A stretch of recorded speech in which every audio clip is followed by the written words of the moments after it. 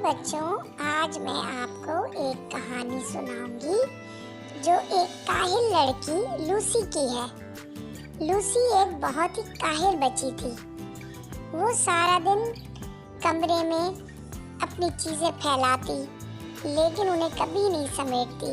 काहिलों की तरह अपने कपड़े भी नहीं बदलती थी। बहुत ही काहिल थी।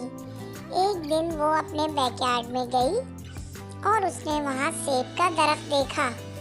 सेब के दरख्त पर सेब लगे हुए थे।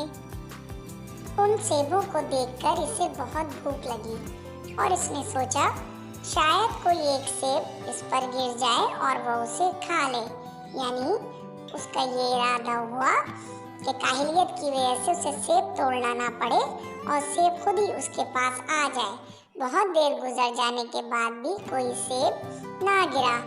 उसे बहुत भूख लगी हुई थी, लेकिन काहिलियत की वजह से सेब ना खा सकी। बच्चों, इससे क्या साबित हुआ? हर चीज़ मेहनत से हासिल होती है।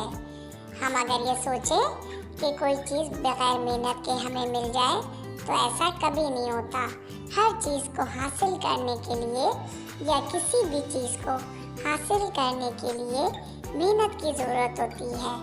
ठीक है बच्चों, मेहनत से ही सब कुछ हासिल होता है।